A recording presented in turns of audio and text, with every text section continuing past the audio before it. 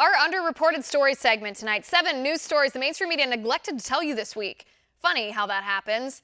The mainstream media gets so obsessed with questioning whether First Lady Melania Trump's white pantsuit means she hates her husband that they allow important stories to hit the newsroom cutting floor in favor of pushing salacious or silly stories that simply illustrate how much they detest our president. Hashtag journalism at its finest. However, we on Tipping Point actually respect you, and we think you'll want to hear about the things this week that the mainstream media ignored, things that really matter. 3 DACA recipients arrested for human smuggling in San Diego. One of them admitted that he was tracking the activities of the Border Patrol agents in order to report to his cohorts their movements so that they could smuggle people across the border without agents detecting them.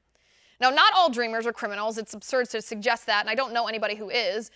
But it's equally absurd to pretend that there is no impact on our nation when we legalize mass groups of illegal immigrants. Yet the mainstream media won't even tell you about any of the negative impacts. Liberal filmmaker Michael Moore says that we should cleanse our American soul of white privilege. Let me repeat. Michael Moore is advocating for liberals to cleanse our country of white privilege. The only thing more shocking than his authoritarian eugenicist hybrid vocabulary choices is the fact that he wants our government to do this. But did the mainstream media ask, how does he plan to do this? Isn't the only way to cleanse our country of so-called white privilege to discriminate against white people based on the color of their skin? And isn't that racism? Funny how the mainstream media didn't ask any of those questions. They just reported that the hashtag resistance was bravely boycotting President Trump's State of the Union address with their own so-called People's State of the Union. How incredibly biased of them. Outgoing Planned Parenthood CEO Cecile Richards says Christian doctors and nurses who are morally opposed to abortion should be forced to perform abortions anyway. She says it's discrimination against women seeking abortions if Christians are allowed to practice their religious beliefs. No mention of our Constitution, no mention of our First Amendment right to freedom of speech or freedom of religion, or how horrifying it is to think of our government forcing our citizens to do certain things that violate our religion, or how far this could go. Makes you wonder why the mainstream media failed to report this story at all. Liberals on Twitter celebrated when a train carrying congressional Republicans crashed and killed a truck driver. Author Stephen King said it was karma, and other progressive miscreants said, well, it was only a matter of time before the GOP killed them anyway. Remember back in 2016 when the mainstream media was constantly harping on what they called hateful rhetoric inciting violence coming from Trump? Well, it wasn't that. But this rhetoric coming from the left, what exactly does the mainstream media think this is if it's not violent rhetoric? Well, we'll never know because the mainstream media doesn't care enough to report it to you.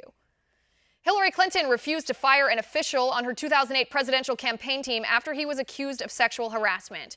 And make no mistake here, Hillary Clinton knew about the sexual misconduct. She says she believed the accuser, and yet she still refused to fire the perpetrator. Instead, she removed the victim, the woman, from the office the woman shared with the harasser and kept the harasser where he was. Did the mainstream media not notice the horrifying irony that Hillary Clinton, the so-called champion of women who said that all victims of sexual abuse should be believed, that she punished the victim of sexual abuse in her own workplace? The crowdfunding website Kickstarter banned a Swedish academic researcher for trying to raise money to publish a book studying the correlation between immigration and rape. They called her campaign hateful and offensive, even though the research was building on already existing data published by the Swedish government and the fact that the violent sexual crime rate in Sweden has skyrocketed since Sweden began allowing an influx of Muslim refugees into their country. Funny, you would think journalists in the mainstream media would care about a story like that, but they don't. A California lawmaker introduced a bill in the state assembly to ban plastic straws. The bill would make it a crime for waitresses to offer customers straws if the customers don't ask for the straws first.